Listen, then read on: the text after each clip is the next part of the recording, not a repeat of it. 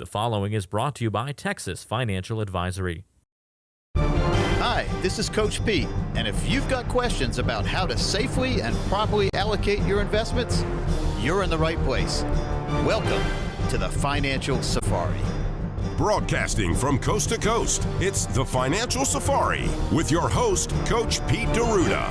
Coach Pete and his guests are some of the nation's top financial professionals. They make it their mission to guide investors through the treacherous jungle of the financial world, showing them how to grow, keep, and leave their money for their loved ones. So stick around and find out how to make it through the jungle of the financial world on the Financial Safari.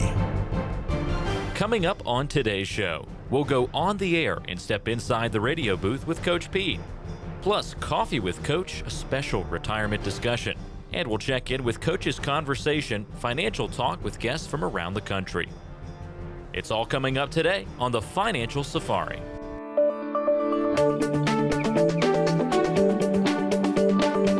And now, Coach and I on the air. Well, Coach Pete, every once in a while we like to answer some questions from our listeners. We got an interesting one the other day, and the question for you is, and I admit that it sounds like a silly question, but how many IRAs can I have? It's not a silly question. Well, it sounds like a silly question. Yeah. How many IRAs can I have? Well, I mean, the more the merrier, right? I mean, I think that the more you can get put away, having it grow tax advantaged or tax free, because IRAs can either be regular IRAs or Roth IRAs. And most people I see out there don't understand what a true Roth IRA is and how it benefits you. You know, the Roth IRA, you put the money away and it builds tax-free forever. Now, you don't get a tax write-off when you put the money away, but you get a whole big advantage down the road. But the question is, how many IRAs can you have? Or can you have more than one? Right. You can have as many as you want, just so it doesn't exceed the amount you're allowed to put in each year. Okay. So someone could technically have 5 IRAs with $1,000 each. Okay. You know, and open 5 new ones each and every year. So you could end up with 200 IRAs down the road if you wanted to. Now, they'd all be small. We call that splintering in the financial world. Okay. And it's tougher to manage your money when you don't have them all in one place. Imagine having 20 kids instead of 2 kids. Right. If you got 20 kids running around, you know, there may be a couple misbehaving. And we see misbehaving financial products a lot too. So the answer to that question is you can have as many IRAs as you want, just so you don't exceed the level that you're allowed to put in each year. But I like to see consolidation. If people are out there, a lot of times they have 401ks along with their IRAs. Sure. When you get close to retire, a lot of companies will let you do what's called an in-service distribution with your 401k, where you can roll your 401k assets into your own individual IRA. The question is, why would someone want to do that? Well, if you're in a company plan with a 401k, you only have about 10, 20, 30 different options in there in Gotcha. 401k. The IRA world in general, 5,000 or more options. Oh, wow. So you can open a lot more doors up, a lot more chances for opportunity of growth, potential. But the most important thing is you have income planning techniques and vehicles available for you outside in the financial world that you can't get in the 401k. Income planning lets you grow money until you need it for the future, and then you get a protected lifetime income for the rest of your life. So would there be a benefit to having multiple IRAs, just to follow up on our listener question? Maybe if someone's trying to do diversification models, if they don't want to have all their money in one mutual fund, maybe they buy 2 or 3 different mutual fund families and they divide the amount they're allowed to put into the IRA that year amongst those families. Maybe that would make sense, but I don't see a benefit to it. I think it creates too much more time issues where it takes too much time to look at everything. So the best thing is each year, find at least one IRA you like to put money in, one fund family or one kind of IRA you like, and that year put the money in. If you're happy with that after 1 year, add the next year's money right to that. But if you're really not the kind of person who likes one thing, each year open up a different mutual fund and put IRA money in there or something like that. And you really only need one IRA to diversify within that product. Inside there, yeah, especially if you get a good fund family or you get your own brokerage account or a managed IRA account where you have a money manager who will do the diversification and asset allocation for you. Great information, Coach, and we'll be right back after this. Talk to one of our local experts, and we have a special offer for you on today's show. Call in the next 30 minutes, and we're going to custom design for you an easy-to-understand financial review that will indicate if you're in need of a full-blown financial plan. There's no obligation or cost for this initial review for all callers who have at least $200,000 saved for retirement. If you meet those qualifications, here's what you can expect. First, we'll run a fee report to help you untangle what it's costing you to work with your current planner or advisor. We'll show you how to protect your investments and keep more of your money in your accounts. Next, we'll perform a tax analysis to show you how you could possibly be reducing your taxes and increase your cash flow. And finally, we'll create a customized lifetime income plan using proven strategies and techniques that could turbocharge your retirement income. In short, we'll take the guesswork out of financial planning for you. So, for all callers who call in the next 30 minutes, a comprehensive financial review that we're offering with no obligation. Just call the number below right now. Fact or fiction? Coach, today's financial fact or fiction statement is, I still need life insurance even if my children are grown and if my spouse has passed away. I say that's a fact. You know, life insurance is not just for when you pass away, by the way. There are some new life insurance policies out there that let you take the death benefit or a portion of the death benefit to use for long-term care expenses while you're here. One of the main problems people have is deciding if they should buy long-term care insurance or not. And one of the main problems they have after that is paying for it. It's expensive and there are rate increases. If you get an insurance policy, you know, if you have an old policy now, maybe it's time to review it, make sure it's doing what it should do, make sure the beneficiaries are who they should be. But within the last couple of years, there have been some major great increases in benefits on insurance policies. So one of the first things you need to do is have a review of your current policy, meet with an advisor, and see if the new policy that has the long-term care in the policy itself, again, where you can take the death benefit, if you pass away, it goes on to next of kin, but if you're here, you can take some of that benefit out and use it to pay for long-term care expenses, which could be $50,000, $60,000, $70,000 a year. It helps protect all your other assets. That's what life insurance is for. Now it's even better. It's a Swiss Army knife of the planning world. Covers death, covers living expenses sometimes in the future too, cash value, tax-free, and you can take some money out for the long-term care. So it's a fact. It's a fact. Fact or fiction?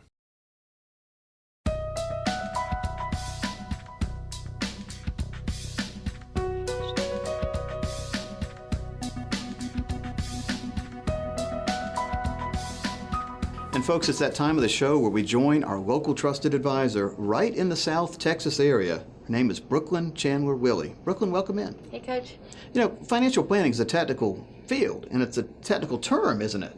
Well, yeah, it involves so much. It Yeah. involves everything from taxes to investments and estate planning. Now, there's another version too. I mean, do you find different planning techniques for men versus women? Oh, definitely. I think that, we have to look at it as fact-based planning, not emotional. We like to work with folks that are married that come in as a couple and I bring that up because maybe we just get one spouse come in the door to gather information. They're doing the research, right. But, we're different at our firm. And so what we're doing, we're trying to accomplish for you to go home and explain it to your wife or your husband, it's just not going to come across the same. Right. So, we've also we've had a lot of widows come in, and I don't remember exactly what the statistic is, but Fidelity did some big study that said if one spouse passes away, there's like an 80% chance that the other spouse is going to fire the advisor and go with someone else. So, that's something. It's a pretty high number, by the way. It's more often than not that the widow is going to fire the advisor and go find someone that they can actually talk to and that actually cares about them, right? So, I think it's crucial to be involved in the financial planning process and not just in the everyday finances of, budgeting and trying to save money on groceries or, find a good sale. That's one aspect of financial planning, if you will, but it's also the investment side of things. It doesn't have to be confusing. It doesn't have to be convoluted. So do you find a lot of cases when the widow will come in and the plan that the husband had put together for her with the advisor, maybe the widow had never even gone in and met with the advisor. Oh, yeah. Do you find that they are not comfortable with the plan because the plan doesn't, well, of course it can't meet their their goals a lot of times because they never even talked to the advisor about the goals. Or they're angry because the advisor that the husband had been working with was so focused on rate of return or trying to get that lotto type, mentality. They're right. trying to hit the big thing. Exactly. Yep. and they weren't looking at the big picture. They weren't asking the right questions. Like, if you pass away, what happens to your pension, right? So here they're trying to grow this money, and the husband passes away, and half or all of the pension's gone. We've already lost some Social Security money with one spouse passing away. So, that it's just all these things that are factored in that you both have to be, you don't have to be experts, right? You don't have to. Right. But the other thing, I also encourage a lot of women that I can tell, like, that maybe they don't know exactly, they know where to go get the tax return. They know, that they get a statement every so often from Fidelity or somewhere like that. But you need to also know how to log on to those accounts online. You need to know the passwords. You need to know where your money is. Seems right? so simple, but it's not, is it? Because a lot of people have never. They just take for done it. granted Yep. that, no big deal. And then also, not to sit here and play the blame game. A lot of husbands have tried to involve their wives and said, okay, if I die, this is the file you go to. The wife doesn't want to hear it sometimes. I know, Yeah. Of course, you don't want to think like that. Yep. Well, if that's the case, then you need to make sure the advisor knows where things are, how it's in place, but that we're all comfortable working together.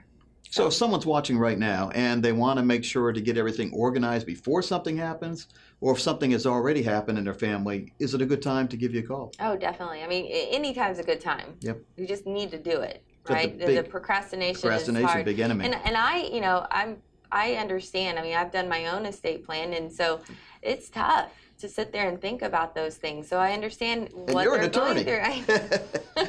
But I understand emotionally how to think that through and how to make those plans for your children or your grandchildren or your other spouse or your spouse. But if you don't do it, it's just going to cause calamity upon your demise. Folks, give a call to Brooklynn and her staff. They'll sit down with you the next couple weeks. Make sure you get that right plan in place for the time of your life in now, but most importantly, helping you look forward, making sure that there won't be any surprises down the road. Brooklynn, thanks for your time today. Thanks, Coach. Hi, this is Brooklynn Chandler Willy, President of Texas Financial Advisory. Thanks for watching the show today. If anything's piqued your interest and you'd like to come into one of our offices here in South or Central Texas, we'd love to have you come in for a free consultation to discuss your personal situation. Just give us a call at the number on the screen. Unfortunately, many people spend their energy focusing on how to accumulate a large retirement nest egg without giving any thought to where their retirement assets should be invested. But that's where the concept of red money and green money comes into play. Each color of money has unique benefits and features, of which a properly colored asset allocation can help you reach the kind of retirement you desire. So the red money is risky. There's good growth opportunity with these types of investments, but you need to make sure that you're prepared for volatility.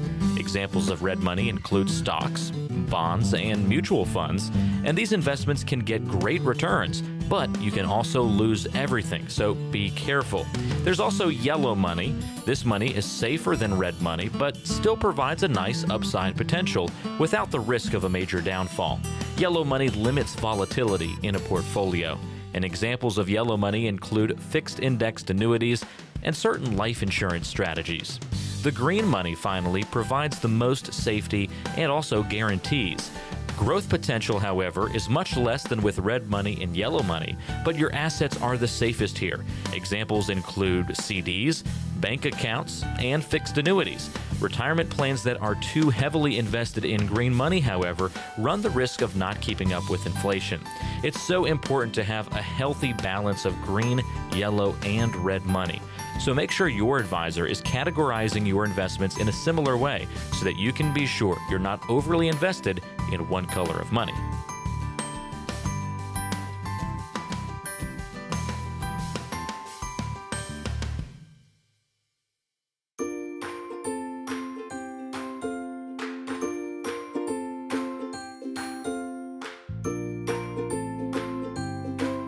And now it's time to visit with your local trusted advisor.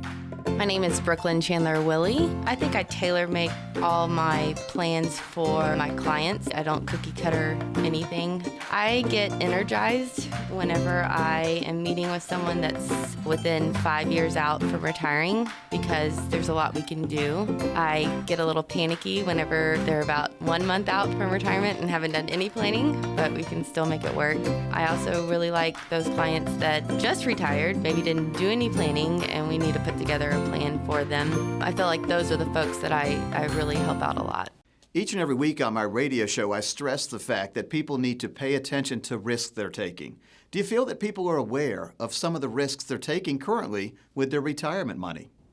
Hey, Coach. Well, what we see is a lot of folks come in and they have no idea what type of market risk they have in their portfolio. And then we have others that actually have inflation risk.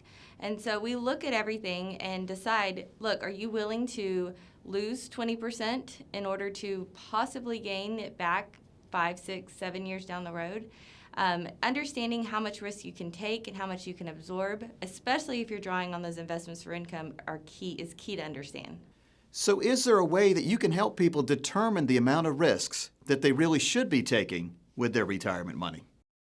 Well, when we have clients come in that are wanting to put money into the market or have money in the market and still want to keep some there, what we like to do is follow Vanguard's rule of 100. And we take 100 minus their age, and that determines how much money we should have at risk. So, for example, let's say you're 65 years old. We're only going to have 35% of your portfolio in market risk accounts.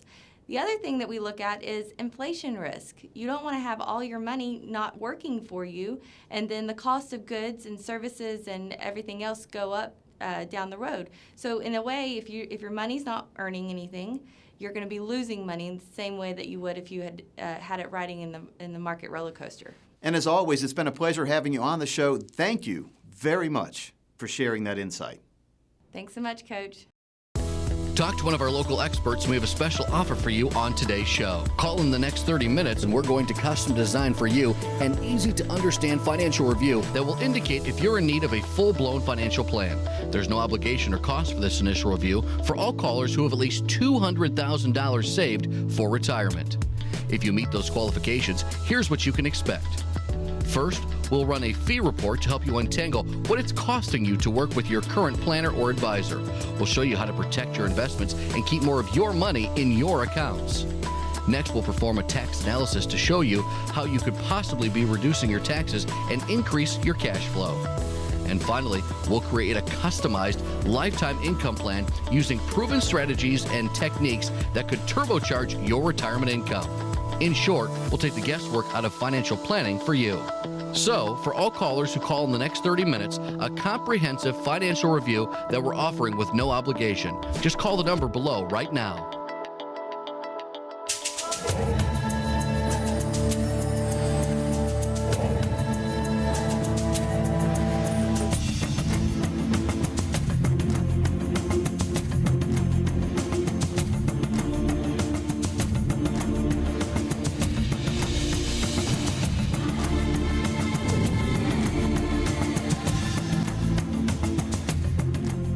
What is a laddered income strategy? Laddered income strategy we call financial cruise control. It's about those dollars per year, DPY, making sure you get enough money coming in for the rest of your life. Now, how do you do this?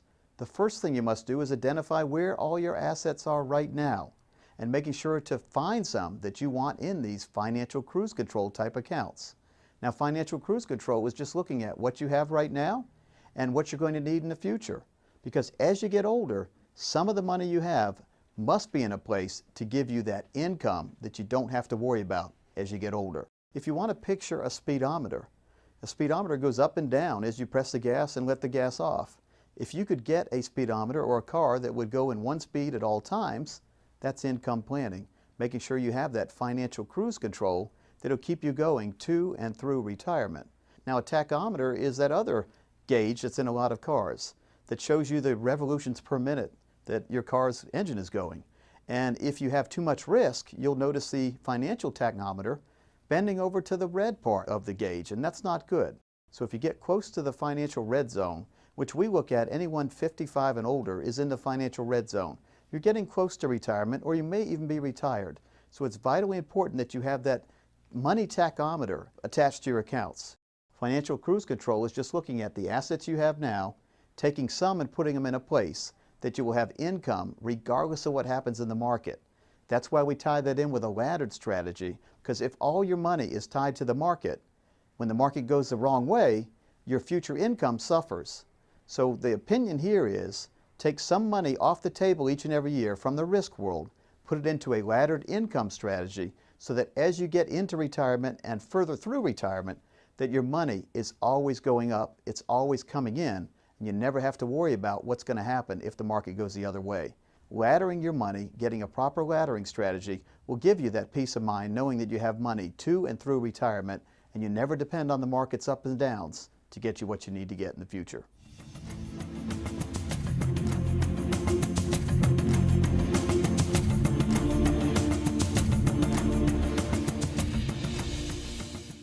It's time for an annuity breakdown. Start with a $200,000 investment. With a 2% return over 10 years, you'll have $240,000. But compare that to the effects of a hybrid annuity that can get you a 7% return for the purpose of a lifetime income. Over 10 years, your account value would double to $400,000, yielding you a lifetime income of $24,000 every year the rest of your life. With this kind of strategy, you'll never again have to worry about the whims of the market. And that's just one example of the annuity breakdown.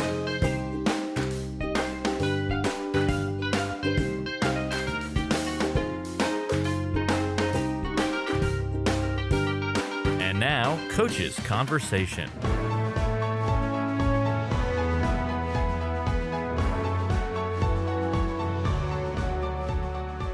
Wow, folks, it's been a fast-moving week on the TV side as far as the interviews we've done with authors and famous people throughout the world. Let's take a look at some of those highlights from this week's show. Well, a book came across my radar a couple months ago, and the title is The Banker's New Clothes: What's Wrong with Banking and What to Do About It. And we've got Annette Adamate on. She is a Stanford professor in the Business School of Economics. Annette, welcome in. Thank you very much for having me. Now, let's talk about this book. This is a fascinating book. It is a reference manual, I think. It's over 300 pages. It's packed with information, but more importantly to me, it was an easy read. It was getting across some of the topics that people are wondering about, worrying about these days as far as what's going on with their money. I mean, what do you want to say about this? I mean, what caused you to write the book, and what did you uncover in your research? Because you have a whole bunch of references in the back of the book. What did you uncover that you didn't even know before you started writing it?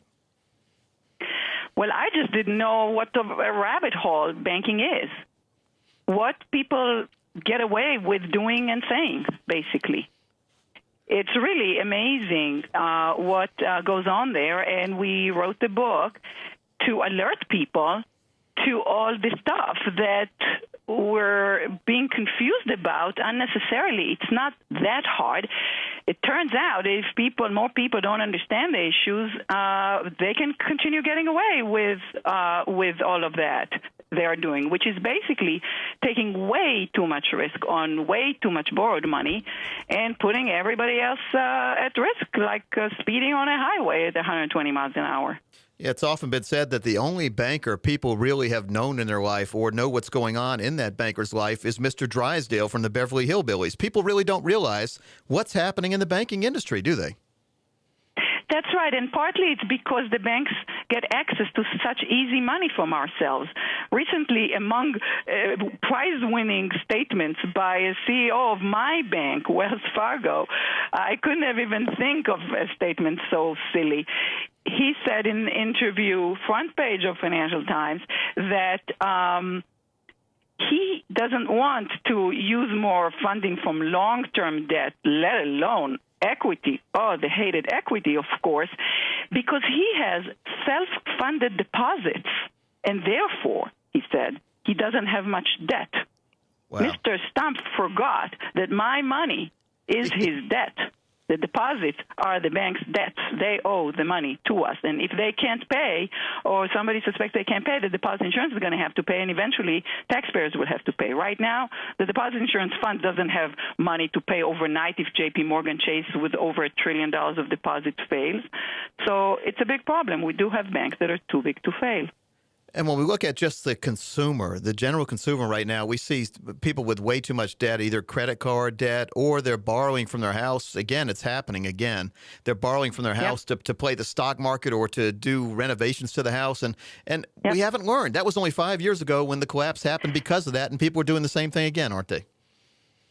You see, when people borrow too much, they end up suffering the consequences. But for every borrower, there is a lender. And the issue with the banks is they either lend too much or too little.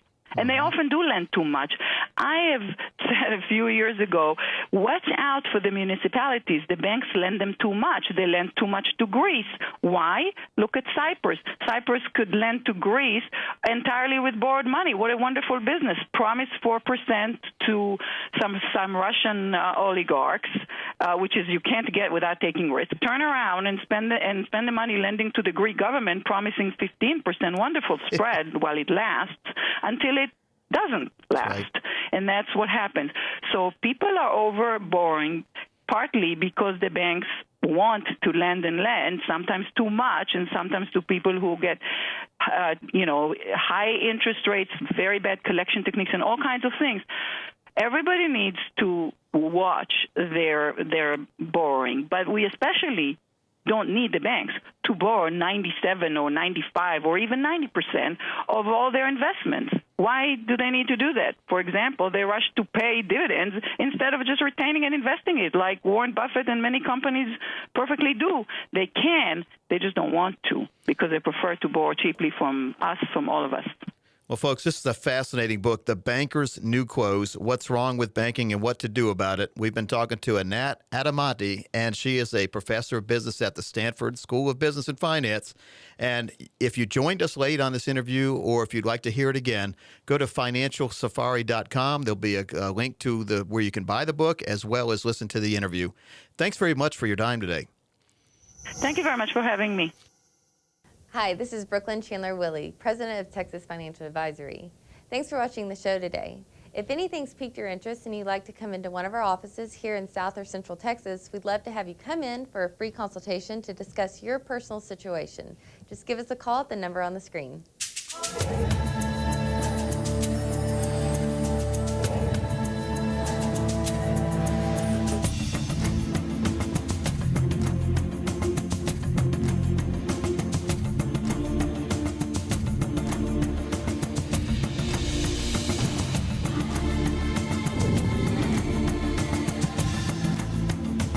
Information provided is for illustrative purposes only and does not constitute investment, tax, or legal advice. Information has been obtained from sources that are deemed to be reliable, but their accuracy and completeness cannot be guaranteed. Neither Peter J. Deruta or his guests are liable for the usage of information discussed. Always consult with a qualified investment, legal, or tax professional before taking any action.